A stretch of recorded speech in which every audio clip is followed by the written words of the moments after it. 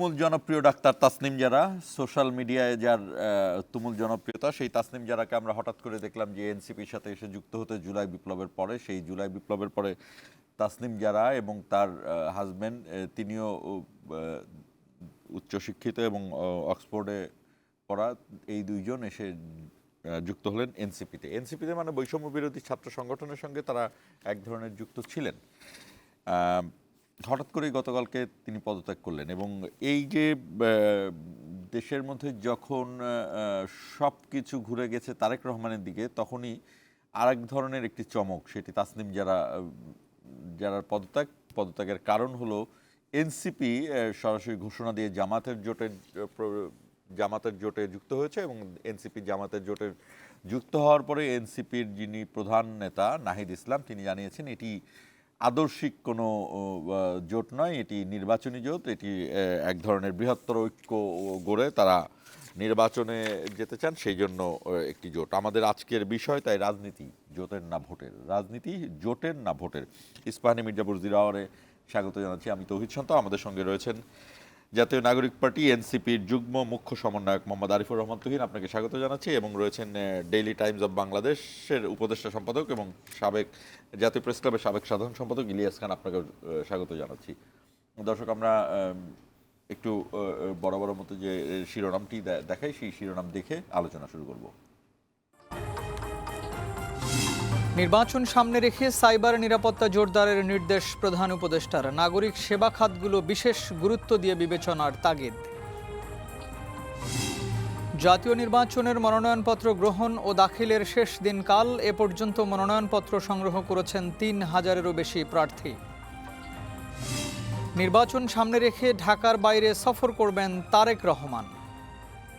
জনগণ ওনার যে প্ল্যান, ওনার যে পরিকল্পনা, তার অপেক্ষায় আছেন এবং বাংলাদেশের যে পরিবর্তনের প্রত্যাশা জনগণ করছেন, সেই পরিবর্তন ইনশাআল্লাহ জনাব তারেক রহমান সাহেবের নেতৃত্বে আমরা দেখতে পাবো।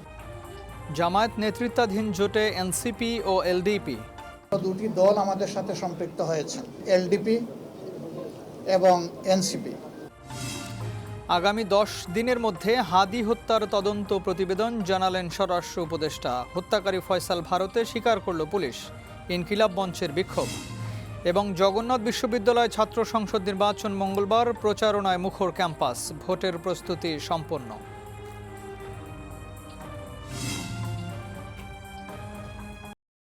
শুনছিলেন শিরোনাম। ইলিয়াস খান, আপনাকে দিয়ে শুরু করবো। আরিফুর রহমান তুহিনের কাছে তার বই, তার দলের সিদ্ধান্তগুলো অবশ্যই তিনি বলবেন। প্রথমে শুরু করব হলো কর্নেল অলির। কর্নেল অলি, আমরা জানতাম যে তিনি আদর্শিকভাবে তো মুক্তিযোদ্ধা হিসেবে জামাত বিরোধী তো ছিলেন, এমনকি বিএনপি জামাত যখন জোট হয় 2001 সালে, সেই জোটেও কিন্তু কর্নেল অলি দারুণভাবে বিরোধিতা, এবং তাকে একটি আসনে হারিয়ে দেওয়া হয়েছিল। হ্যাঁ, কর্নেল অলিকে দুটি আসনে নির্বাচন। হ্যাঁ, আপনি এই ইতিহাসগুলো জানেন। আমি এই কারণেই এই জায়গায়, কিন্তু এই যে এলডিপির জামাতের সঙ্গে সমঝোতা, এটাকে আপনি এই মুহূর্তে এসে কিভাবে পর্যবেক্ষণ করছেন? বীর বিক্রম, কর্নেল অবসরপ্রাপ্ত অলি আহমেদ বীর বিক্রম, আমরা জানি যে জিয়াউর রহমানের সবচেয়ে কাছের, জিয়াউর রহমান যখন আই রিভল্ট বলে সেই সময় কর্নেল অলি তার কাছের, কর্নেল অলি এবং মেজর রফিক, এই দুইজন সবচেয়ে কাছের ছিলেন। এরপরে এক লাইনের মন্তব্য হচ্ছে রাজনীতিতে শেষ কথা বলে কিছু না, এটা তো বুঝলাম, কিন্তু আপনার অবজারভেশন বা আপনার বিশ্লেষণ। আমি দেখে আসলাম বাসা থেকে আসার সময় দুজন খুব পাশাপাশি বসে আছেন। জামাতের যিনি প্রধান তিনি কথা বলছেন, অলি আহমেদ সাহেব তার পাশে বসে আছেন। আমার কাছে একটু দৃষ্টিকটু মনে হয়েছে একজন সাধারণ নাগরিক হিসাবে। কারণ আপনি যেটি বলেছেন আপনার কথার শুরুতেই, যে তিনি একজন বীর মুক্তিযোদ্ধা। আর জামাত সম্পর্কে অনেকেই বলেন, এবং আমরা ইতিহাসে যা দেখি বা আমরা যা শুনি, তারা মুক্তিযুদ্ধে বিরোধিতা করেছে, যদি তারা ইদানিং অন্য ব্যাখ্যা দিচ্ছে। এই মুহূর্তে হঠাৎ করে শুধু কি ক্ষমতায় যাওয়ার জন্য নির্বাচন করতে হবে, শুধু কি এমপি হওয়ার জন্যই রাজনীতি করতে হবে, এই প্রশ্নটি আমার মনে জেগেছে। হয়তো কর্নেল অলি আহমেদ ভেবেছেন, যেমন তিনি যেখান থেকে নির্বাচন করেন, সাতকানিয়া লোহাগাড়া, সেই অঞ্চলটি জামাত অধ্যুষিত, প্রচুর জামাতের ভোট আছে এবং ফেয়ার ভোট হলে অনেক সময় জামাত জিতেন। তো দৃশ্যটি আমার ভালো লাগেনি, তার কাছ থেকে এটা প্রত্যাশা করিনি। আমি নাগরিক হিসেবে এটাই বলতে চাই। তবে যে কথাটা শুরুতে বলেছি, রাজনীতির শেষ কথা বলে কিছু নেই। আমি একটু ঐতিহাসিক বিষয়গুলো জানতে চাই যে আপনি বলছিলেন একটু যে 2001-এ যখন জোট হয় জি। সেই সময়গুলো, তারপর কিভাবে কর্নেল অলি বিএনপি থেকে বের হয়ে আসলেন, সেই সেই অলি জায়গাগুলো সাহেব আপনার আবার মনে আছে? দুটি আসন নির্বাচন করেছিলেন চট্টগ্রামের দুটি আসনে। আমি যে একটু আগে যে আসনটির কথা বললাম যে সাতকানি বা লোহাগাড়া, সেখানে তিনি হেরে গিয়েছিলেন, কারণ সেখানে খুব জামাত অধ্যুষিত এলাকা। জোট থাকার পরও জামাত বিদ্রোহী প্রার্থী দিয়েছিল। এই বাস্তবতা আবার তিনিই ভালো বোঝেন। তিনি একজন বয়োজ্যেষ্ঠ মানুষ, দীর্ঘদিন রাজনীতি করেছেন, এবং গত আন্দোলন সংগ্রামে দেখেছি তিনি বিএনপির সঙ্গে বিএনপি ঘেঁষাই ছিলেন। হঠাৎ করে এমন কি হলো যে তিনি জামাতে চলে গেলেন? এটি কতটা সুফল বয়ে আনবে তার রাজনৈতিক ক্যারিয়ারে আমার আসলে আমি আসলে বুঝতে পারছি না। বাট আমি যে কথাটি বললাম যে দৃশ্যটি ভালো লাগেনি আসলে। তিনি এবং জামাতের নেতৃবৃন্দ বসে আছেন, কারণ তারা যারা মুক্তিযোদ্ধা ছিলেন তারা কথায় কথায় জামাতের সমালোচনা করেন, জামাতের রাজনীতির সমালোচনা করেন, জামাতের অ্যাক্টিভিটিসের সমালোচনা করেন সবসময়। হঠাৎ করে এমন কি ঘটলো যে তিনি জামাত জোটেই চলে গেলেন? তার তো এমন একটা ধারণা আমরা পেয়েছিলাম যে তিনি বিএনপি জোটের সঙ্গে থাকবেন নিশ্চয়ই, এবং তার একটি অংশের নেতা কিন্তু বিএনপিতে অলরেডি তার দল বিলুপ্ত করে। এবং ওই যে আমরা এর আগে দেখেছিলাম শাহাদাত হোসেন সেলিম, যিনি জি জি, সেটাই আমি বললাম। তিনি, এবং এই রিসেন্টলি দেখলাম রেদওয়ান আহমেদ, জি, তিনিও- তার মহাসচিব ছিলেন বোধহয় রেদওয়ান আহমেদ। রেদওয়ান আহমেদ। তিনি একসময় বিএনপিতে ছিলেন, নিশ্চয়ই আপনি জানেন। হ্যাঁ, শাহাদাত হোসেন সেলিমও ছাত্রদল করা বিএনপিতে ছিলেন। হ্যাঁ, আবার তিনি দীর্ঘদিন পর, এবং রেদওয়ান আহমেদ সাহেব কিন্তু নানা অত্যাচার নির্যাতনের শিকার হয়েছে, আমরা দেখেছি বিভিন্ন। বিশেষ করে উনি বোধহয় বি চৌধুরী সাহেবের সঙ্গে ওনার দলটিতেও গিয়েছিলেন, বা না, বি চৌধুরীর সাথে না, রেদওয়ান আহমেদ উনি যান নাই। উনি যখন এলডিপি করেন তখন বোধহয় উনি শিকার হয়েছিলেন। আবার তিনি দীর্ঘদিন ঘুরে আবার বিএনপিতে চলে এসেছেন এবং নমিনেশন পেয়েছেন। বাট অলি আহমেদ সাহেবের আমি জানি না বিএনপির সাথে যে কথা হয়েছে, বিএনপি তো তাদের সঙ্গে যারা অ্যালায়েন্স করেছে তাদের অনেকে সিট দিয়েছে। ওনাকে সিট দেওয়ার কথা বলেছে কিনা আমি জানি, নিশ্চয়ই ওনাকে সিট দেবে। এবং উনি আমার ধারণা বেশি সিট আসন চেয়েছিলেন, যেটা বাস্তবতার নিরিখে বিএনপি হয়তো এটা কি বলে যে সত্য মনে করেনি, বা এটা হতে পারে এটা ভাবেনি, সে কারণে হয়তো ওনার কাঙ্ক্ষিত আসন দিতে পারেনি। এলডিপির কি আসলে একাধিক সিটে মানে প্রতিদ্বন্দ্বিতা এলডিপি করার আমি মতো আমি সরি, পরিস্থিতি আছে কিনা? বিং এ জার্নালিস্ট, উনি ছাড়া আমি কোনো নেতার নাম আর জানি না। আর কে আছে? শাহাদাত হোসেন সেলিমের নাম শুনতাম, এবং এই রেদওয়ান আহমেদ সাহেবের নাম শুনতাম। কিন্তু দুইজনই তো নাই। দুজনই নাই। উনি ছাড়া আর কে নেতা আছে আমি কিন্তু আর জানি হলো না। আমাদের এর আগে যখন তার না, উনি তো বি চৌধুরীর মহাসচিব ছিলেন। তারা এক সময় একসাথে এলডিপি এবং বি চৌধুরী দুটো মিলে গিয়ে একটি দল হয়েছিল এক সময়। জি জি জি। তো সেখানে আপনি এলডিপির এই এখনকার তাহলে আপনার এটা নিয়ে তাও আসলে উনি আপনার- কি শুধু নিজে জেতার জন্য কি জোটে গেলেন জামাতের সঙ্গে জোটে? আমি বুঝতে পারছি না। শুধু নিজের সিটটি যাতে কনফার্ম হয়। উনি চট্টগ্রাম কততে দাঁড়িয়েছেন? অলি আহমেদ ওই সাতকানিয়া সাতকানিয়া লোহাগাড়া লোহাগাড়াতে। থেকে। না, ওখান তো বোধহয় শাহজাহান চৌধুরী সাহেব উনি পেয়েছেন না? হয়তো আসন সমঝোতা ও হ্যাঁ, হবে। শাহজাহান চৌধুরী এখনো আসন সমঝোতা নাই। আচ্ছা, আমি এইটা আপনি এতক্ষণ যেটা বললেন কর্নেল অলির দিক থেকে, জামাতের দিক থেকে আপনি জামাতের বিশ্লেষণটা শুনবো, তার আগে শুনতে চাই যে এনসিপির বিষয়ে আপনার মন্তব্য কি? আপনার কথা থেকে আমরা তুহিনের কাছে যাব। এনসিপি যে এই যে এটা কি এনসিপির এটা কি হঠাৎ করে রাজনৈতিক চমক দিল নাকি না? এই যে তাসনিম যারা পদত্যাগ এবং তারা মনে করছেন, এবং আমরা এটা শুনতে পাচ্ছি যে অন্যান্য নারী মানে 6 জন নারী নেত্রী তাদের খুবই স্ট্রং, এই তাসনিম যারা, সামান্থা, যারা তারপর স্ট্রং হোক, তাসনিম তাসনুভা যারাই জামিল। নাম্বার 1 আমার ধারণা। হ্যাঁ, তাসনিম যারা এনসিপিতে এক নাম্বার। যাওয়া নারী নেতৃত্বে যারা আছেন এর মধ্যে তিনি নাম্বার এরা 1। এরা এরা এরা এরা she's জামাতে more যাওয়ার focused. জন্য পদত্যাগ করলেন। আপনার কি মনে হয় রাজনীতিতে যে যে বয়ানটি তারা দিয়েছেন, মানে এই নারী নেত্রীর পক্ষ থেকে, এনসিপির বয়ানটা আমরা তুহিনের কাছ থেকে শুনবো, আপনার কি মনে হয় এই বয়ানটাকে আপনি কিভাবে বিশ্লেষণ না, করেন? তারা তো আধুনিক মেয়ে, তারা পাশ্চাত্যে পড়াশোনা করেছে অনেকে, এদের মধ্যে দেখলাম তাদের পড়াশোনা ভালো। তারা ভেবেছে বা জামাতকে তারা মনে করে যে একটি পিছিয়ে থাকা দল, যে আধুনিকতা পুরোপুরি তারা স্পর্শ করতে পারেনি, বা কি বলে যে এই কারণে তারা হয়তো এটি সাপোর্ট করছে না। এবং বাংলাদেশে তো অনেক মানুষ আছে যারা জামাত বিরোধী আছেন, বিশেষ করে মুক্তিযুদ্ধের প্রশ্নে। সেই কারণে তার তরুণ নেত্রী হিসেবে এটি ভেবেছেন যে জামাতের সঙ্গে যোগ দেওয়া ঠিক না। আমি তো এক ভদ্রমহিলার বক্তব্য পড়লাম, কি জেবিন তাসনুবা জেবিন, কাসনুবা যাবেন তারপরে আমি সাবেক তথ্য উপদেষ্টার কথা দেখলাম, তারা তো তথ্য উপদেষ্টা বলেছেন যে এই এনসিপির অংশ তিনি নাই। এবং ওই মেয়েটি বলেছে যে এইভাবে থাকা কোনোভাবে সম্ভব না। তো অনেকে এবং দেখলাম যে 30 জন নেতা বোধহয় প্রতিবাদও জানিয়েছে চিঠি লিখে। NCP মনিরা শারমিনও কিন্তু নওগাঁ থেকে সরে দাঁড়িয়েছে। তিনি বলেছেন যে আমি নির্বাচন করব না। সব কিছু মনেও থাকে না, কারণ এত এনসিপিতে খুব এত একটা ঘটনা ঝড় ঘটছে। বইছে। তুই না তো ভালো বলবেন, কিন্তু এনসিপিতে একটা ঝড় বইছে, এটা কিন্তু বোঝা যাচ্ছে। বাট আমরা কিন্তু আশা করেছিলাম যে নির্বাচনকে কেন্দ্র করে এনসিপি আরো শক্তিশালী হবে। এই কারণে যে আমি আরিফুর রহমান তুহিনের কাছে আসতে চাই, সেটি হলো যে এনসিপি নাগরিক পার্টি এমন একটি দল, এই দলটির সাধারণত রাজনৈতিক দল গঠনের পরে রাজনৈতিক দলের ইতিহাস সৃষ্টি হয়। এনসিপিতে বেশ মানে শীর্ষ নেতৃত্ব এমন, তারা আগে ইতিহাস তৈরি করছেন, পরে রাজনৈতিক দল গঠন করছেন। আমি যদি বৈষম্য বিরোধী ছাত্র সংগঠনের যেই গণ অভ্যুত্থানের কথা বলি, এত বড় রাজনৈতিক একটা ফ্যাক্ট আপনার কাছে, ন্যারেটিভ না, এটা ফ্যাক্ট।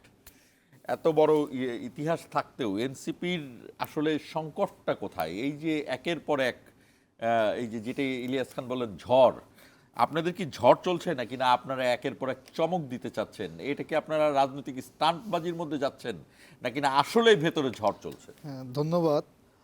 এবং যারা দেখছেন সারা দেশে তাদেরকে শুভেচ্ছা জানাই। একটা আপনার এই প্রশ্নের উত্তরেই একটা বিষয় আপনার কাছ থেকে আমি জানতে চাই যে এনসিপির নেতৃত্ব আপনি বলছেন যে দল গঠনের আগেই তারা নেতা হিসেবে প্রতিষ্ঠিত ছিল। আনডাউটলি জিয়াউর রহমান সরাসরি একটা যুদ্ধের নেতৃত্ব দিয়েছেন বা স্বাধীনতার ঘোষণা দিয়েছেন, নাহিদ ইসলাম অভ্যুত্থানের ঘোষণা দিয়েছেন। জিয়াউর রহমানের অবদানটা অবশ্যই বড়, মানে জিয়াউর রহমানের থেকে তো নাহিদ ইসলাম বড় নেতা না, আনডাউটলি। জিয়াউর রহমান দেখেন উনি যখন প্রধানমন্ত্রী বানাইলেন কারে বানিয়েছিলেন? শাহ আজিজুর রহমান সাহেবকে। হ্যাঁ, বাইরেটা খুব ভালো বলতে পারবেন। একটা বিষয় দেখেন, এনসিপি কেন জামাতের সাথে গেল, এটা আসলেই একটা আলোচিত বিষয়। এখানে নাহিদ ইসলাম আজকে বক্তব্য ক্লিয়ার করছেন। আমরা যখন জুলাইয়ে যে নাহিদ ইসলাম এক দফার ঘোষণা দিয়েছিল আগস্টের 3 তারিখে, ওই দিন কিন্তু উনি বলছিলেন যে এই অভ্যুত্থানের দুটো লক্ষ্য, একটা হলো ফ্যাসিবাদের বিলোপ এবং নতুন বাংলাদেশ বিনির্মাণ। তো এরপরে সরকার গঠন হয়, ঐক্যমত কমিশন গঠন হয়, সেখানে রিফর্মের বিষয়টা আসে, মৌলিক সংস্কার। তো আমরা যখন রিফর্মের কার্যক্রমটা শুরু হচ্ছে, আপনারা গণমাধ্যম কর্মী ভাই, অনেক সিনিয়র সাংবাদিক দেখবেন যে এই সময়টায় বিএনপি বরাবরই রিফর্মটার বিরুদ্ধে ছিল, অর্থাৎ মৌলিক সংস্কারের জায়গাটা তারাতে দলের যে 31 দফাটা ছিল সেটার মধ্যেই ঘুরপাক খাচ্ছিল। এবং ঐক্যমত কমিশনের সময় এসেই জামাত বা অন্যান্য যে দলগুলো আছে তাদের সাথে একটু বোঝাপড়া হয়, তারা রিফর্মের পক্ষে অবস্থান নেয়। আমরা আজকে নাহিদ ইসলামও বলছেন, আমরা বিএনপিকে আহ্বান জানিয়েছিলাম বারবার যে আপনারা রিফর্মে আসেন। কিন্তু আমরা কি দেখলাম, যখন জুলাই সনদ প্রকাশিত হলো গণভোটের জন্য, বিএনপি না ভোটের ক্যাম্পেইন করলো সারা বাংলাদেশ ব্যাপী। অর্থাৎ তারা সোশ্যাল মিডিয়ায় এবং বিএনপির কয়েকজন নেতা এটাকে সরাসরি প্রত্যাখ্যান করছে। হ্যাঁ, এবং সোশ্যাল মিডিয়ায় তাদের সকল নেতাকর্মীরা এটা না ভোটের ক্যাম্পেইন করলো। তারপরে আমরা মনে করছিলাম যে জনাব তারেক রহমান সাহেব উনি হয়তো এটার পক্ষে চলে আসবেন। এখন দেখেন, এনসিপির রাজনীতিটা কিন্তু তৈরি হয়েছিল যখন নাহিদ ইসলাম সরকার থেকে পদত্যাগ করে ফেব্রুয়ারিতে দল গঠন করে, তখনই বলছিল যে বিচার, সংস্কার এবং সংবিধানের যে রিফর্ম, যেটা মানে একটা হলো নতুন সংবিধানের যে দাবি যেটা, এবং নতুন সংবিধানটা কিন্তু বিএনপির বাধার কারণে হয় না, বাকি সবাই রাজি ছিল।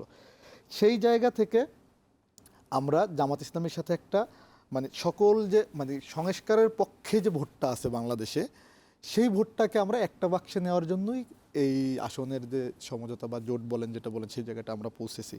এখন এটা কি একদিনে হঠাৎ করে হয়েছে? না, আমরা জামাত ইসলামকে পর্যবেক্ষণ করছি গত 1.5 বছরে। আপনি দেখবেন এই জামাত ইসলামের সাথে বিএনপির সম্পর্ক সেই 1991 সাল থেকে। 1991 সালে বেগম খালেদা জিয়া প্রধানমন্ত্রী হয়েছিলেন জামাত ইসলামের সমর্থনে।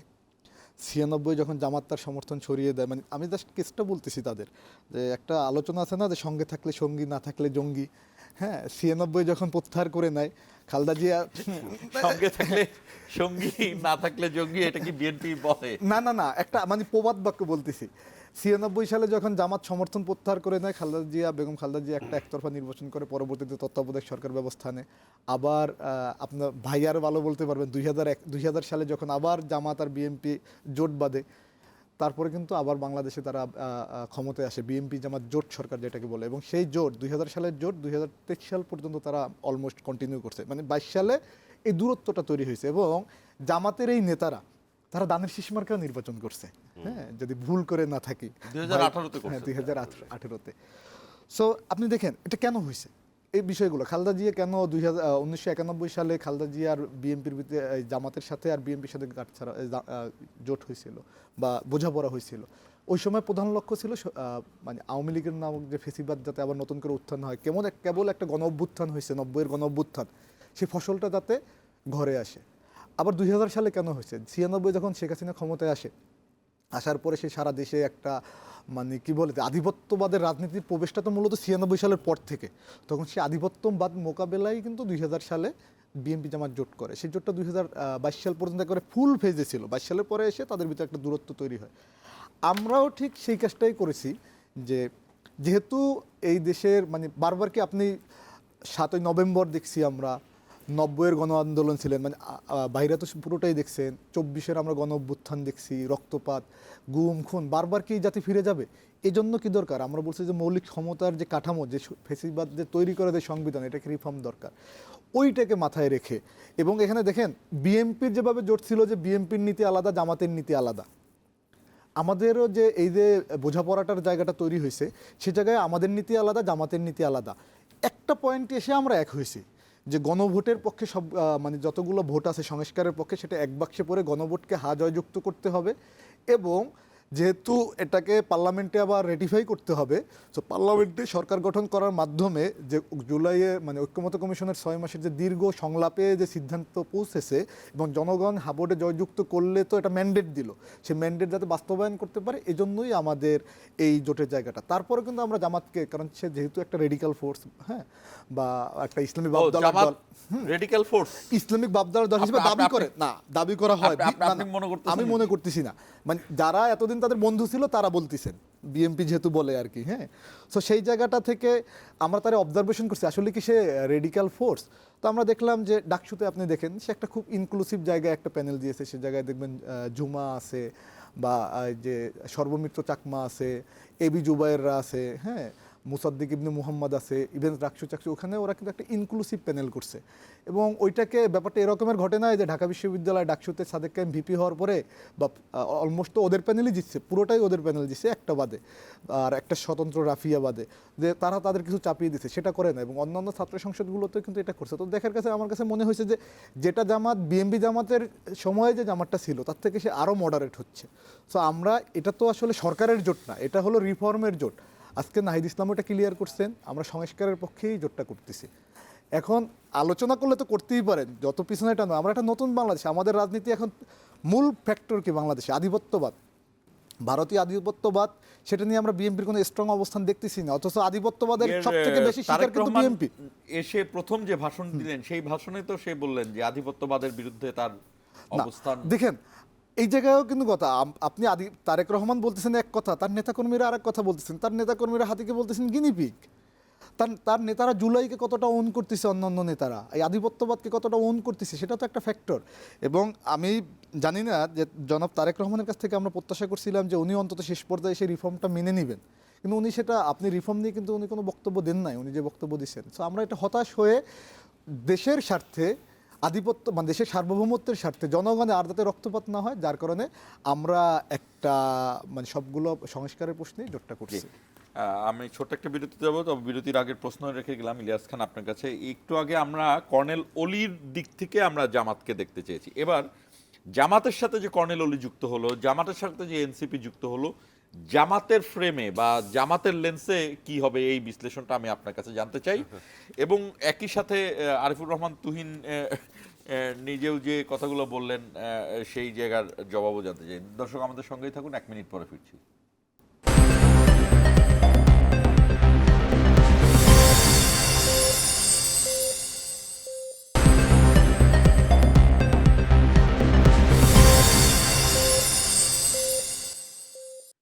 আবারও ফিরে আসলাম ইস্পাহানি মির্জাপুর জিরাওয়ারে।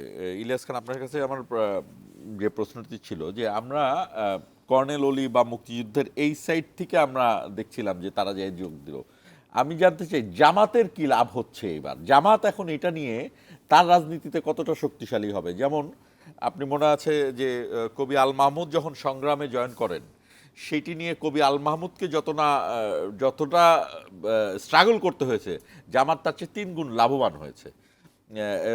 অথচ আমাদের নতুন প্রজন্ম কবি আল মাহমুদের কবিতা পড়তে পারেনি, কারণ কবি আল মাহমুদকে এক করে দেওয়া হয়েছিল। সেটি এক ধরনের ওরা জানে কিনা, সেটিও এক ধরনের সার্বভৌমত্বের বিরুদ্ধে একটা কাজ। যাই হোক, আমি জানতে চাই যে জামাত এখন এটাকে কিভাবে পলিটিক্যালি ইস্যুতে জামাত কতটা লাভবান না, হচ্ছে? জামাত তো লাভবান হয়েছে, ধরুন একটা ফ্লেভার দিচ্ছে। জামাত তো নানা কিছু করছে, এখন হিন্দুদের প্রার্থী করতেছে, আমি জানি না তাদের দলের ম্যানিফেস্টোতে কৃষ্ণনন্দী খুলনায়। হ্যাঁ, তারপরে ধরুন এখন অলি আহমেদ সাহেব আসলেন, বলতে পারবেন যে মুক্তিযুদ্ধের পক্ষের লোক আমাদের সঙ্গে আছে। পক্ষে মানে খুবই পাওয়ারফুল একজন। আরেকজন জয়েন করছে, আগে বিএনপি করতেন, বিএনপি থেকে 5 বার বহিষ্কার হয়েছেন, হ্যাঁ, মেজর আখতারুজ্জামান। এটা তো তাদের প্লাস পয়েন্ট, তারা মনে করে।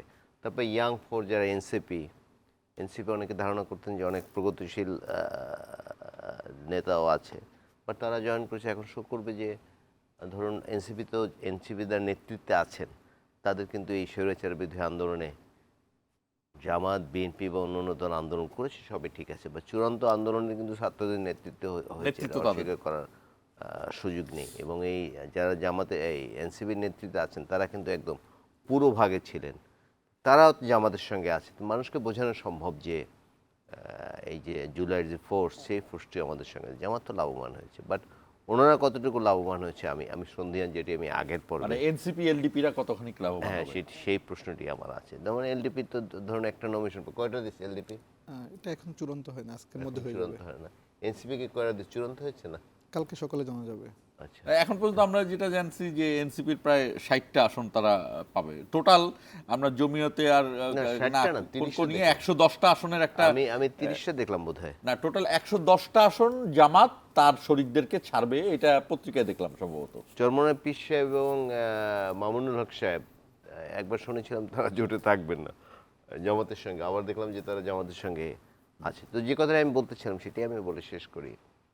জামাত লাভবান হয়েছে নিশ্চয়ই, এটা একটা কি বলে পলিটিক্সের পারসেপশন ইজ ভেরি ইম্পর্টেন্ট। মানুষ ভাববে যে মুক্তিযুদ্ধের পক্ষের মানুষ ওনাদের সঙ্গে আছে, এই জামাত সেই জামাত না, এটা ভাববে, সেটি ভাববে। হ্যাঁ, তো জামাত লাভবান হয়েছে আমি মনে করি। এখন যাদেরকে নমিনেশন দিচ্ছে, তারা কে কতটা জিতবে আমি জানি না, এই ব্যাপারে আমার সন্দেহ আছে। কারণ এবার বড় সংকট হচ্ছে যে বিশেষ করে 2টি দল বাংলাদেশে যে এখন সবচেয়ে বড় দল, বিএনপি এবং জামাত। বিএনপি যে প্রতীক সবাই চিনে, জামাতের যে প্রতীক সবাই চিনে, বাট এই দলগুলো কিন্তু এই যে এলডিপি, তারপরে এনসিপি, তাদের কিন্তু নিজেদের প্রতীকে নির্বাচন করতে হবে। ধরুন এনসিপির যে প্রতীকটি নতুন প্রতীক, মানুষকে চেনাতে কিন্তু একটু সময় লাগবে, আর এর আগে তারা কোনো ইলেকশনও করেনি। সুতরাং আমার কথার যেটি কনক্লুশন, জামাত লাভবান হয়েছে ব্যক্তিগতভাবে। এরা কতটা লাভবান হয়েছে আমি সন্দিহান, কারণ এই যে এনসিপির প্রতি আমাদের অনেক আশা ছিল। যেমন একসময় বাংলাদেশে খুব শক্তিশালী দল ছিল জাসদ, মহান মুক্তিযুদ্ধের পরে আমরা একসময় মনে করতাম জাসদ খুব শক্তিশালী দল হবে, জাসদ খুব অল্প সময় ভেঙে গেছে। আর আজকে নানা কথা শুনেছি, হয়তো শুনে তুহিনে খারাপ লাগবে, যে জাসদের চেয়েও কম বয়স পেল এনসিপি, এরকম কথা কিন্তু মানুষ বলছে। তো এটি তো আমরা আশা করিনি, এই একটা বিরাট ফোর্স। এবং আপনি দেখবেন যে এই আন্দোলনটি যারা করেছে, জুলাইয়ের আন্দোলন, তাদের বয়স কত, ধরুন 17 থেকে 25 বা এরকম, আর একটু বেশি। এরা তো দীর্ঘদিন রাজনীতি করবে। এনসিপির আমার মনে আরও সময় ছিল এইসব, যেসব অনেকেই মনে করেন যে বিতর্কিত কাজটি যারা করেছে, তাদের কিন্তু সামনে অনেক সময় আছে। প্রথমবারই ক্ষমতায় যেতে হবে, ক্ষমতার অংশীদার হতে হবে, সেটির সুযোগ নেই। এই তাসনিম যারা কথা বললেন, তাকে কেন নির্বাচনী করতেই কেন হবে, আমি বুঝি না। আর যেমন এনসিপির সম্পর্কে আরেকটি সমালোচনা আছে, এনসিপি বিশেষ করে যে জুলাই আন্দোলন যারা করেছে, যে আমরা যেমন একটু আগে তুহিন বলেছেন যে 90-এর আন্দোলন, আমি তখন ঢাকা বিশ্ববিদ্যালয়ের ছাত্র, একদম সামনে থেকে দেখেছি, সব ছাত্ররা কিন্তু টেবিলে ফিরে গেছে আবার আন্দোলনের পরে। কিন্তু এবার দেখলাম যে না, তারা সচিবালয় সব বিভিন্ন হয়েছে, টেবিলে কেউ ফিরে যায়নি। এটি কিন্তু দীর্ঘমেয়াদী ক্ষতি হয়েছে।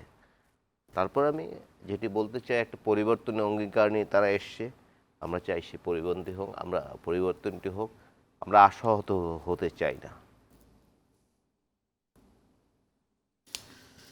আমার আমি আমি এই যে লাস্টে যে ইলিয়াস খান যে কথাটি বলল যে জাসদ, তবে আমি এটার সাথে একটা জিনিস যুক্ত করে যাই যে জাসদের যে উদাহরণ আনলো, জাসদ যেই পরিস্থিতিতে গঠন হয়েছিল এবং জাসদের উপর যে ধরনের নির্যাতন চালানো হয়েছে তার চেয়ে কিন্তু অনেক ভালো, আমি জানি না ইলিয়াস খান আমার সাথে একমত হবেন কিনা, অনেক ভালো পরিস্থিতিতে এনসিপি গঠন হয়েছে। এনসিপির উপর কিন্তু জাসদের মতো এত নির্যাতন চালানো হয়নি। এনসিপি আর জাসদের মধ্যে আরো একটা মিল আছে যে জাসদও এরকম তুমুল মেধাবীরা এক একজন বুয়েটে পড়েছেন, ঢাকা ইউনিভার্সিটিতে পড়েছেন, এনসিপিতেও আপনারা দারুণ মেধাবী। আপনারা কি এগুলোকে অহংকারের ভেতরে নিলেন নাকি না? আপনারা কি এই ইলিয়াস খানের এই জায়গাটাকে আপনি কোনো ব্যাখ্যা যাবেন কিনা যে এনসিপি কি আসলে একটা ভঙ্গুর কাঠামোর মধ্যে দিয়ে যাচ্ছে কিনা? আচ্ছা, তার আগে তাসনিম যারা ইস্যুটা আমরা একটু বলি, এটা অ্যাড্রেস করা উচিত। আমাদের দলের অঙ্গ সংগঠনের সাথে কিছু কেন্দ্রীয় নেতাকে ডেপুটেশন করার পরে 200 সদস্যের কেন্দ্রীয় কমিটি, সেখান থেকে যে জোটে যাওয়ার ব্যাপারে জামাতের সাথে 170 জন একটা পক্ষে মতামত নিছে, 30 জনে স্মারকলিপি দিছে আহ্বায়ককে নোট অফ ডিসেন্ট দিয়ে। ওই স্মারকলিপির ভিতরে আবার তাসনিম যারা ছিলেন না, তারা নোট অফ ডিসেন্ট জানাইছেন যে পার্টি সিদ্ধান্ত নিছে, বাট আমরা এটাকে বিলং করি না। বাট ডেমোক্রেসির প্রসেস কি? ডেমোক্রেসি কিন্তু 50+1 মানেই হলো আপনার ডিসিশন নিতে পারে পার্টি প্রেসিডেন্ট। সেই জায়গা থেকে অর্থাৎ তাদের 15% হলো তাদের বিরোধিতা করছে এই সিদ্ধান্তের। তো যে চিঠিটা ছিল, এই চিঠিটা কিন্তু ব্যাপারটা এরকম না যে তারা পার্টি ছাড়বে, এবং তাদের অধিকাংশই এখন পর্যন্ত মানে 2 জন বাদে তাজনুবা জাবিন, একজন পদত্যাগ শুধু একজন করছে তাজনুবা জাবিন, বাকি সবাই মোটামুটি অলমোস্ট বলছেন যে না, আমরা পার্টি প্রেসিডেন্ট যে ডিসিশন নিছে এটার সাথে আমরা মানে মেনে নিছি, যেটাকে বলে যে গণতন্ত্রের স্বার্থে। সো ডেফিনেটলি তাসনিম যারা আমাদের জন্য একটা বড় অ্যাসেট ছিলেন, হ্যাঁ, উনি আমাদের খুব মানে প্রথম সারির নেতাদের একজন ছিলেন। ওনার উচিত ছিল, এবং ওনার চলে যাওয়াটা, দল ছেড়ে চলে যাওয়াটা, এটা আমাদের জন্য সত্যিকার অর্থে একটা বড় ধরনের ক্ষতি আমরা মনে করি, এবং আমি বিশ্বাস করি যে উনি আবার একটা ভুল বুঝতে পেরে চলে আসবেন, হ্যাঁ, এখনও সময় আছেন। বাট আমরা যেটা মনে করি যে ওনারও উনি পশ্চিমা রাষ্ট্রে, ভাই বললেন, পড়াশোনা করছেন, তো ওয়েস্টার্ন ডেমোক্রেসির বিষয়টা কি? ওয়েস্টার্ন ডেমোক্রেসির বিষয়টা তো আপনি গণতন্ত্রকে, আপনি অন্যের মতামতকে শ্রদ্ধা জানাবেন। এখন 170 জন মানুষ, আমরা কেন জাসদের সাথে আমাদের তুলনা দেবেন? জাসদ পলিটিক্সে করছে কিসের পলিটিক্স? তার সশস্ত্র সংগ্রামের দিকে গেছে। হ্যাঁ, ভাই যেটা বলছেন, আমাদের যে আমরা পারতাম আর একটু সময় নিয়ে, কিন্তু আমরা ক্ষমতার দিকে কিন্তু যাইনি। আমরা ক্ষমতার দিকে চিন্তা করলে তো বহুভাবে করতে পারতাম, জুলাইয়ের পরে একটা বিপ্লবী সরকার গঠন করে ফেলতে পারতাম। প্রশ্নটা যখন দাঁড়িয়েছে, ব্যাপারটা যদি এরকমের হতো যে ঐক্যমত কমিশন যে সুপারিশটা করছে সেটার পক্ষে, এই যে মৌলিক সংস্কারের পক্ষে বিএনপি, তারেক রহমান এসে বা বিএনপি বলতো যে হ্যাঁ এটা আমরা মেনে নিছি, এর বাকিগুলো হলো নতুন করে পলিটিক্স হবে, তখন তো আমাদের আর এটা নিয়ে চিন্তা করতে হতো না। এখন এনসিপির জন্মই হয়েছে রিফর্মের জন্য, এনসিপির জন্মই হয়েছে একটা নতুন বাংলাদেশ উপহার দেওয়ার জন্য, যেখানে কোনো ফেসিবাদ ফিরে আসবে না। কিন্তু আমরা কি দেখতে পাচ্ছি, সেই বন্দোবস্তটা যদি আমরা যারা ঐক্যমত কমিশনের যে পক্ষের শক্তিগুলো ছিলাম, তারা যদি বিভক্ত থাকি, তাহলে ভোটগুলো ভাগ হয়ে যাচ্ছে। তাহলে সেই ফেসিবাদ পুরাতন যে বন্দোবস্ত আছে, যেটার মাধ্যমে বারবার স্বৈরাচার ফিরে আসতেছে, যেটার মাধ্যমে শেখ মুজিব ফিরে আসতেছে, হাসিনা ফিরে আসতেছে, এরশাদ ফিরে আসতেছে, সেটা রিস্টোর হয়ে যাচ্ছে। তখন তো আসলে আমাকে কি দেখতে হবে? আমাকে দেশের বৃহৎ স্বার্থ দেখতে হবে। দ্যাটস ওয়াই আমরা দেশের স্বার্থ চিন্তা করছি, জাসদের মতো মানে ওইটা দেখি নাই, সংঘাতের রাজনীতির দিকে যাইনি। এখন এটা হয়তো মানুষ, এটাকে আমরা শ্রদ্ধা জানাই যারা কষ্ট পেয়েছেন, কিন্তু তাদেরকে এই জিনিসটাও রিয়েলাইজ করা উচিত যে তারা কি আরেকজন আরও তার সন্তানদের, তার ভাইকে আরও হারাতে দিতে চান? আমরা তো এটা মনে করি না, আমরা আর কাউকে হারাতে দিতে চাই না। আরেকটা বিষয় দেখবেন যে 5ই আগস্টের পরে বিএনপির জায়গা থেকে বিএনপি তো গত মানে 18 বছরে সব থেকে বেশি ভার্নারেবল বা নির্যাতনের শিকার বিএনপি, গুম খুন থেকে শুরু করে ইভেন খালেদা জিয়ার বেশি যদি চিন্তা করেন, উনি এখন মৃত্যুসজ্জা অলমোস্ট, তারেক রহমান দেশে বেরিয়ে আসতে পারে নাই। 5 আগস্টের পর থেকে আমরা মনে করছিলাম যে তারা সব থেকে সুন্দর বাংলাদেশ বিনির্মাণের চেষ্টা করবে, কিন্তু আমরা দেখছি যে সোহাগকে পাথর মেরে হত্যা করা হয়, হ্যাঁ, চাঁদাবাজির জন্য। এবং সারা বাংলাদেশে মানে এরকম একটা ন্যারেটিভই তৈরি হয়ে গেছিলো যে মানে সাদিক কায়েম একটা পোস্ট দিয়েছিল ওই দিন, হাদির গায়ে যেদিন গুলি করে যে চাঁদাবাজ, বিএমপির লোকজন দেখলাম খেপলো, মানে বিষয়টা এরকমই হয়ে গেছে। সো সেই ফ্রেমিং এর জায়গা থেকে না, মিথ্যাচার করলে তো খেপবে, হঠাৎ করে আপনি জানেন না বলে দিচ্ছে চাঁদাবাজ বলতে কি হলো, বিএমপি কে বুঝাচ্ছে না। কিন্তু এই যে ফ্রেমিংটা হয়েছে, কেন হয়েছে? বিএনপি সেই জায়গাটা ধরে রাখতে পারে না। জিয়াউর রহমানের যে আদর্শ ছিল, খালেদা জিয়ার যে ত্যাগ, যে সংগ্রামটা করছে ডেমোক্রেসির জন্য, সেটা তো করতে পারেই নাই। এবং আধিপত্যবাদের বিরুদ্ধেও আমরা বিএনপিকে সেভাবে লাউডলি কথা বলতে দেখতে পারতেছি না। বাংলাদেশের সব থেকে বড় সমস্যা কি? বাংলাদেশের সব থেকে বড় সমস্যা আধিপত্যবাদ। সে পশ্চিমা আধিপত্যবাদ বলেন কিংবা ভারতীয় আধিপত্যবাদ বলেন, এটা তো আমার সব থেকে বড় সমস্যা। আমরা তো একটা বাইনারি গেমে পড়ে গেছি। সেই জায়গা থেকে জাতিকে আরো উত্তরণের জন্য যে আর একটা দাসদ আর একটা সর্বহারা যাতে না দেখতে হয়, কিংবা আরেকজন জেনারেল জিয়ার মতো হলো তারেক রহমানের যাতে আর জীবন না দিতে হয়, কিংবা শরীফ ওসমান হাদিকে জীবন না দিতে হয়, তার জন্যই আমরা গ্রেটার অ্যালায়েন্সটা করতেছি, শুধুমাত্র সংস্কারের আমি অ্যালায়েন্স। ইলিয়াস খানকে এটা জানতে চাই যে আর তুহিন যে অভিযোগটা করছে, আমার তো মনে আছে যে খালেদা জিয়ার 91 সালের একটা শিরোনাম মনে আছে যে আমাদের হাতে স্বাধীনতার পতাকা, ওদের হাতে গোলামীর জিঞ্জির। আপনার মনে আছে কিনা? এটা শওকত মাহমুদের করা সম্ভবত, ইয়েটা আমি যদি ভুল না করি, বা শওকত ভাইয়ের নাও হতে পারে, মানে কোনো একজনের ইয়ে করা, ইত্তেফাকের একটা ইয়ে। তো বিএনপি তো সবসময় বিশেষ করে ভারতীয় আধিপত্যবাদের বিরুদ্ধেই ছিল। ইভেন জিয়াউর রহমানকে কিন্তু জীবনও দিতে হয়েছে আধিপত্যবাদের বিরুদ্ধের কারণে, বিএনপি তো খালেদা জিয়ার এই দায়িত্ববান, অবস্থা এটার কারণে। বিএনপি তো দায়িত্ববান দল, তারা বিভিন্ন সময় সরকার চালিয়েছে। মেঠো বক্তৃতা অনেক কিছু বলা যায়। এখন কি ভারতের সাথে বিএনপি যুদ্ধ শুরু করবে? এখন যে এই গালি দিচ্ছে, তুচ্ছ তাচ্ছিল্য করছে, নানা কিছু বলতেছে ভারতের বিরুদ্ধে। ভারত আমাদের অনেক সাফার করিয়েছে। এই যে 15.5 বছর গণতন্ত্র নাই, এটা আমি স্টুডিওতে বলে যাচ্ছি, অন্যতম কারণ ছিল ভারত। কারণ ডামি নির্বাচন করেছে, তারপরে আমরার মামুরা নির্বাচন করেছে, বিনা ভোট করিয়ে সরকার গঠন করেছে, সব ভারত দায়ী। তো কোনোদিন কিন্তু তারা বলে নাই যে তুমি এটা কি করছো। এখন যদি তারা ইনক্লুসিভ নির্বাচনের কথা বলে, কিন্তু আগে কিন্তু কোনোদিন বলে নাই। এই যে বড় বড় পার্টি নির্বাচন আসতেছে না, তাদের কোনো বিজ্ঞান নাই। তারা এসে জোর জবরদস্তি করে, নানা কৌশল করে কিভাবে শেখ হাসিনাকে ক্ষমতায় আনা যায়। যেমন একটি কথা আমরা কিন্তু বলি না, আমরা শুধু 3টে নির্বাচনের কথা বলি। 2008 সালে যে নির্বাচন, সেই নির্বাচনটাও এটা তো 10% ভোট হলো আগেই বাক্সে বড় এটা কিন্তু প্রশ্নবিদ্ধ অনেক নির্বাচন। আসলে এজেন্ট ছিল না, ভাই ভালো বলতে পারবেন, আরো এজেন্ট দিতে দেয় না বিএনপির। হ্যাঁ, কিন্তু এই নির্বাচনের কথা আমরা কিন্তু বলি না, বাট সেই নির্বাচনটা কিন্তু ব্যাপক প্রশ্নবিদ্ধ নির্বাচন, এবং সেটা কিন্তু ভারত প্রযোজিত।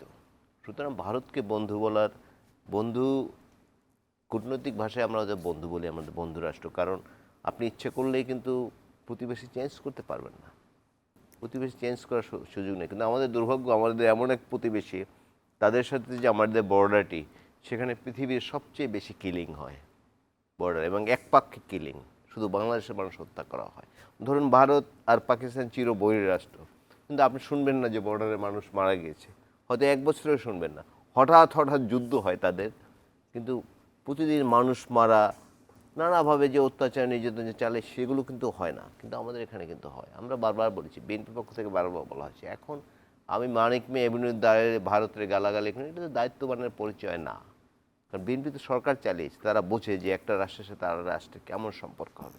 আমি উঠতে বসতে গালি দিলাম, তুচ্ছতা ছিল করলাম, এবং শাহবাগে দাঁড়িয়ে যেসব স্লোগান দেয়া হয়, এগুলো তো কোনো গণতান্ত্রিক ভাষা না, এগুলো কোনো ভদ্র ভাষা না, এগুলো তো আপনি জানেনই। সুতরাং তুহিন যে বলেছে যে আধিপত্যবাদের বিরুদ্ধে বিএনপি কথা বলে, এটা ভাবার সুযোগ নেই। আরেকটা কথা তুহিন বলেছে যে বিচার নিয়েও তাদের সংশয় ছিল, একটা ন্যারেটিভ, ওটা চমৎকারটা আমি ইউজ করছি। একটা বাহিনী, একটা গোষ্ঠী, অনেকে বলেন বট বাহিনী, তারা এমন একটা ন্যারেটিভ তৈরি করছে, যেমন আমি জানি না, তুহিন তো ভালো বলতে পারবে, বিএনপি কোন সংস্কারটা চায় না। তারিক রহমান সাহেব তো আগেই সংস্কার প্রস্তাব দিয়েছে। মৌলিক সংস্কারের কথা বলা হয়েছে এখানে। বর্তমান বিদ্যমান যে সাংবিধানিক কাঠামো আছে, সেই সাংবিধানিক কাঠামোতে আসলে আপনি ইলিয়াস ভাই পার্লামেন্ট মেম্বার হয়ে আসলেন, আপনার কোনো পাওয়ার নাই।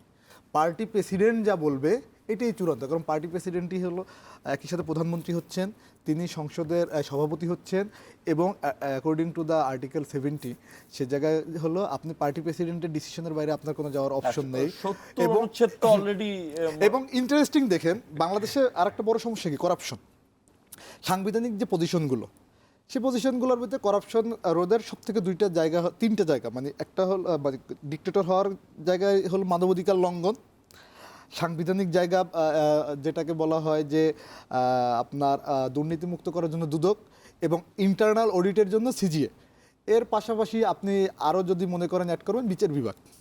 এখন বিদ্যমান কাঠামোয় প্রধানমন্ত্রী এগুলোর নিয়োগ দিবেন, মানে এটা একটা পরামর্শ হবে। হ্যাঁ, এটা একটা হাস্যকর বিষয় না যে আমি, কারণ আর্টিকেল মানে 48-এর 3 অনুযায়ী আবার রাষ্ট্রপতি যদি হলো, মানে এটা এভাবে বলা ঠিক না, তারপরে রাষ্ট্রপতি যদি মনে করে যে সে কোথাও ওয়াশরুমেও যাবে, মানে রাষ্ট্রীয় কাঠামোর মধ্যে, তাহলে এটা প্রধানমন্ত্রীর কাছে বলে যেতে হবে। হ্যাঁ, এখন আমি প্রধানমন্ত্রী, আমি নিয়োগ দিচ্ছি বাইকে দুদকের চেয়ারম্যান। হ্যাঁ, মানে কতটা আজ্ঞাবহ ছাড়া তো আমি দিব না, কারণ ভাই কি তখন আমাকে চ্যালেঞ্জ করবে। আমি প্রধানমন্ত্রী, আমি নিয়োগ দিচ্ছি মানবাধিকার কমিশনের চেয়ারম্যান আপনাকে, আমি প্রধানমন্ত্রী, আমি নিয়োগ দিচ্ছি ওনাকে হলো চিফ জাস্টিস, আমি প্রধানমন্ত্রী, আমি নিয়োগ দিচ্ছি আর একজনকে হলো পিএসসি বোর্ডের চেয়ারম্যান। অর্থাৎ এই যে কাঠামো, এই কাঠামোগুলো যদি আপনি না ভাঙতে পারেন তাহলে ক্ষমতা মানে আপনি করাপশন করলে এটাকে চ্যালেঞ্জ করবে কিভাবে? এটা ছিল নাই দেখেই কিন্তু বারবার এই কিন্তু মানবাধিকারটা আপনার এটাও লঙ্ঘন তো করতে পারছে। আমি যে এবং ইলিয়াস বিএনপি এটা খান- বিরোধিতা করছে, বিএনপি বলছে যে না, এটা আমরা বলছিলাম মানে ঐক্যমত্য কমিশনের সুপারিশ অনুযায়ী যে হলো সরকার দল থেকে 3 জন, রাষ্ট্রপতি, মানে অলমোস্ট এখানে হলো 4/3 হয়, সরকার দল থেকে 4 জন হয়। এটা একটা কমিশনের মাধ্যমে রাষ্ট্রপতি এটাকে নিয়োগ দিবে।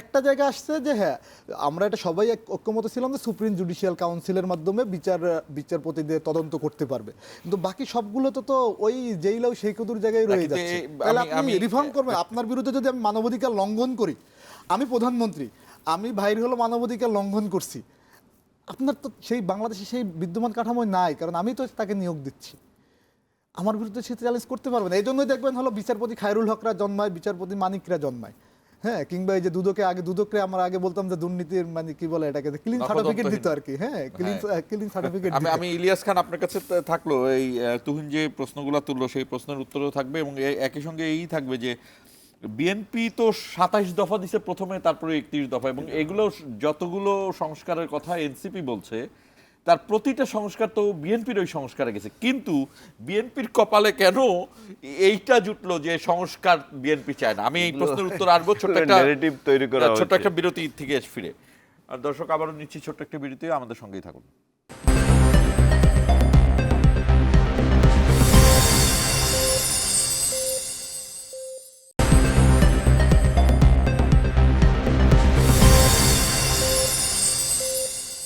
স্বাগত ইসমানী মির্জাপুর জিরা আওয়ারে।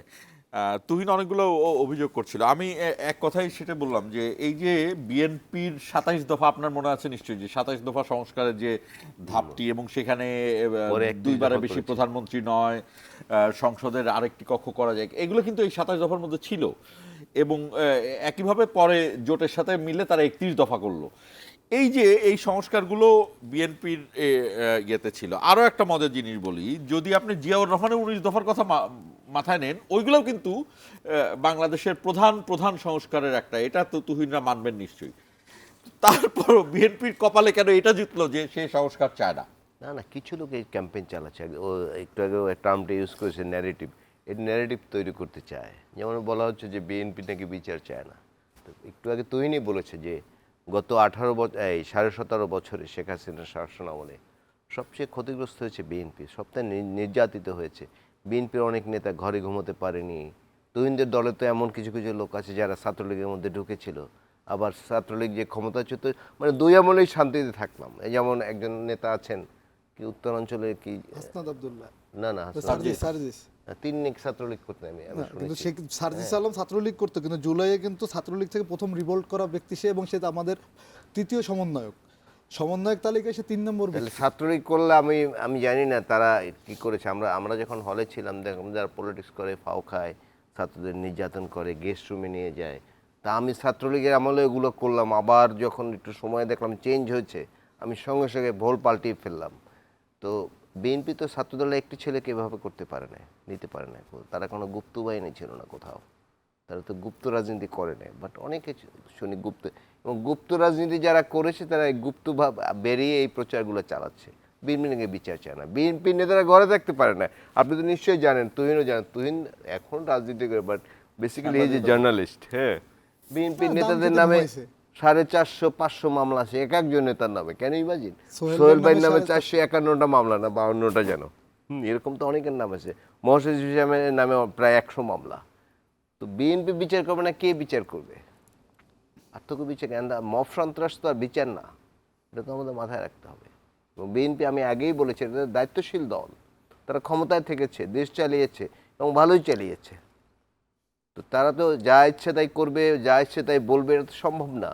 যেমন ভারতীয় আধিপত্যবিদ, একটু আগে আমি যেটা বলেছি, তাদেরকে একদম শেষ করে দিতে ভারত আমরা অ্যাটাক করি, এটা তো কোনো দায়িত্ববান লোকের কথা না। বিএনপি তো দেশ চালিয়েছে, তাদের তো কূটনৈতিক সম্পর্ক বিভিন্ন দেশের সাথে রাখতে হয়। কিন্তু ভারতের গণমাধ্যম কিন্তু এই আমরা যতটা না বলি, এই যে যেমন আমাদের গণমাধ্যমে আপনি বসে এক ধরনের দায়িত্বশীল কথা বলছেন, আরেকজন ভারতের বিরুদ্ধে কথা বলছেন। আমরা কিন্তু এক ধরনের ব্যালেন্সের মধ্যে যাই। ভারতের গণমাধ্যম কিন্তু চরমভাবে বাংলাদেশকে তারা অ্যাটাক করছে। ওগুলো কোনো গণমাধ্যম না, ওগুলো কোনো গণমাধ্যম না। এগুলো আপনি দেখুন, আজকে আমাদের পত্রিকা নিশ্চয়ই তুহিনের চোখে পড়েছে। আমরা লিখেছি যে ভারতের যিনি প্রধানমন্ত্রী মিস্টার মোদি, তার দেশে যে এত সংখ্যালঘু নির্যাতন হয়, এগুলো নিয়ে কিন্তু কথা গির্জায় বলে। হামলা হয়েছে তো রিসেন্টলি, গির্জায় হামলা হয়েছে। অনেকগুলো গির্জায়, এবং ফ্রিজে- মুসলিম তো নিয়মিত মারা যাচ্ছে। ফ্রিজে গরুর মাংস রাখা হয়েছে, এই সন্দেহ, মাংস আছে কিনা দে আর নট শিওর, বাট সন্দেহে কিন্তু মুসলমানদের মেরে ফেলা হচ্ছে, সেটি নিয়ে কিন্তু কোনো কথা নেই, তারা বলে না। বাট বাংলাদেশে একজন হিন্দু ধর্মাবলম্বী, আমরা যদি সবাই নিন্দা করি, সবাই নিন্দা করেছি, প্রত্যেক বিবেকবান মানুষ, এবং এবং এখন পর্যন্ত আসামিদের 18 ধরা জন হয়েছে গ্রেপ্তার হয়েছে। এবং তাদের বিচার আওতায় আনা হচ্ছে। এটি নিয়ে কিন্তু ভারতে আপনি দেখেন, নিশ্চয় দিন দেখেছেন যে কেরালায় একজন বাঙালি সন্দেহে, বাংলাদেশের মানুষ সন্দেহে কিন্তু একজনকে হত্যা করা হয়েছে। তো এই বাস্তবতা তো আমরা দেখছি তো। বাট আমি যে কথাটাই বললাম, প্রতিবেশী আমি চেঞ্জ করতে পারবো না, বাট আমরা নতজনই হয়ে বাঁচতে চাই না, আমরা স্বাধীনভাবে বাঁচতে চাই, মাথা উঁচু করে বাঁচতে চাই। আমি আমি আমি শেষ করব, আমরা একদম শেষ প্রান্তে তুহিনের কাছে আসতে চাই। দুটি কথা খুব শর্টলি দুটির উত্তর দিবেন। একটা হলো যে বৃহত্তর ঐক্যের জায়গা থেকে জামাতের সঙ্গে জোট, এটা বলতে নাহিদ ইসলাম আসলে কি বুঝিয়েছেন। আরেকটি হলো যে আসলে সার্বভৌমত্ব ও রক্ষার বিষয়ে আপনারা কি বোঝেন। আচ্ছা, প্রথমে তার আগে ভাই আমার শ্রদ্ধাভাজন বড় ভাই, তাই আমি মাউথপিস না করে একটা কথার তীব্র প্রতিবাদ জানাই।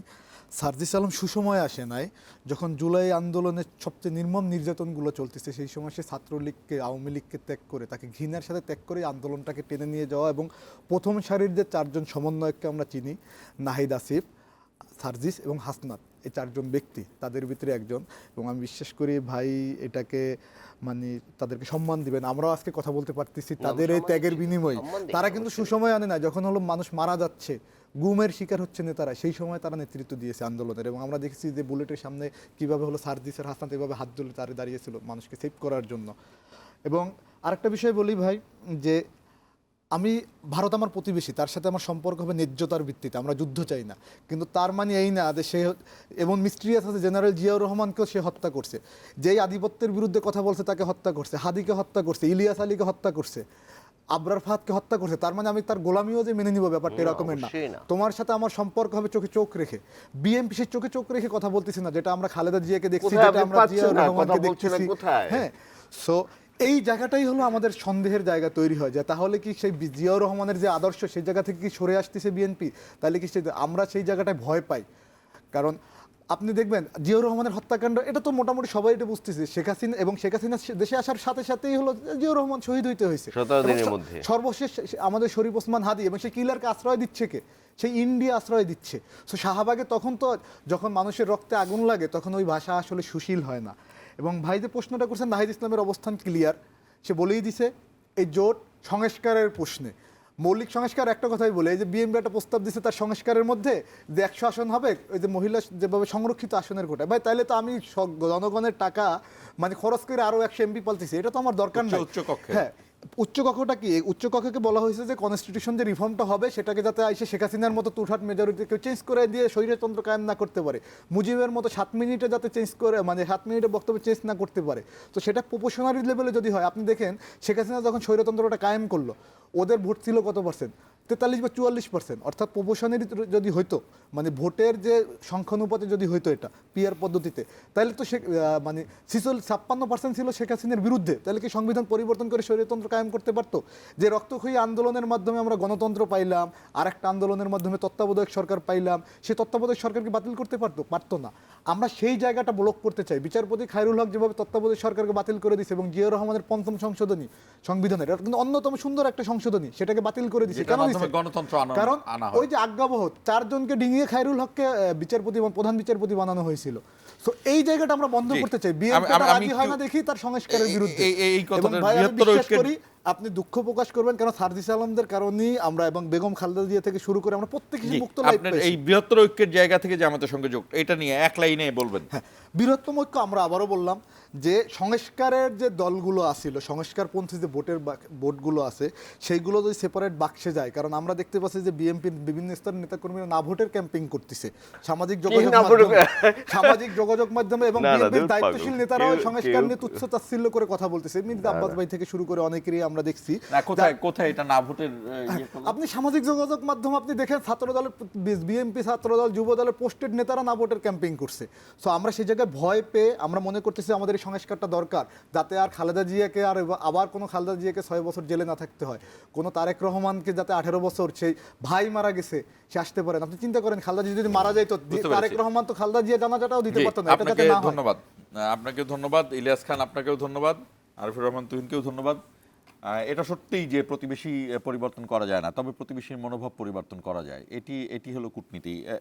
একইভাবে সেই কূটনীতি আমরা কিভাবে করব সেটিও আমাদের বিষয়। আরেকটি বিষয় মনে রাখতে হবে যে ভারতের জনগণ কিন্তু বাংলাদেশের মানুষের খুব কাছের বন্ধু। ওসমান হাদির এই মৃত্যুর পরে ভারতের জনগণের যে রিয়াকশন সেটি কিন্তু খুবই পজিটিভ, এবং জুলাই আন্দোলন নিয়েও ভারতের বিশেষ করে পশ্চিমবঙ্গের ছাত্রছাত্রীরা যেই রিয়াকশন দিয়েছে সেটি খুবই পজিটিভ। কিন্তু তারপরে জনগণকে বলতে হয় যে বিজেপি, ভারতীয় জনতা পার্টির মতো একটি মৌলবাদী দল কিন্তু 3 বার ভারতের শাসন ক্ষমতায় আছে। এর মানে হলো ভারতীয় জনগণ একটি মৌলবাদী দলকে তাদের ক্ষমতায় রাখতে চায়।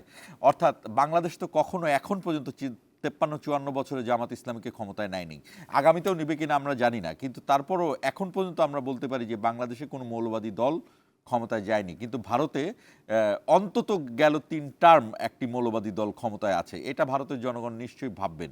আরেকটি বিষয় বলি, সেটি হলো বাংলাদেশের কথা ভারত যদি এইভাবে মাথায় রাখে যে বাংলাদেশ হলো একমাত্র দল, একমাত্র দেশ এবং একমাত্র দেশের একমাত্র ইতিহাস, সেই ইতিহাস সেটি হলো পাকিস্তান, ভারত, নেপাল, ভুটান, আফগানিস্তান এবং শ্রীলঙ্কা। আফগানিস্তান পরে এসেছে, আমি আফগানিস্তানকে বাদ দিয়ে বলছি।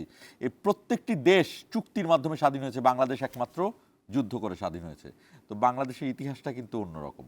তো ভারতের জনগণ নিশ্চয়ই এটা মনে রাখবেন, এবং এটাও মনে রাখবেন বাংলাদেশের মানুষ 18 কোটি মানুষ। 18 কোটি মানুষ হলো পৃথিবীর অষ্টম জনসংখ্যার দেশ, অর্থাৎ পৃথিবীর 8 নাম্বার দেশ বাংলাদেশ। তো বাংলাদেশকে এত সহজে দমন করার চিন্তা করাটা বোকামি হবে। 17 বছরেও পারা যায়নি, এর আগেও করা হয়েছে, করার চেষ্টা থাকবে। বড় দেশ সবসময় ছোট দেশকে এই ধরনের তাদের অধীনে রাখতে চায়। আমরা চাইবো ভারত যেন আমাদের খুব চমৎকার একজন বন্ধু হয়, যেই বন্ধু আমাদেরকে মুক্তিযুদ্ধের পাশে দাঁড়িয়েছিল, সেই বন্ধু আমাদের সব সময় পাশে থাকবে। তবে সেটি বন্ধু, প্রভু না। শেষ করছি ইস্পাহানি মির্জাপুর জিরো আওয়াজ।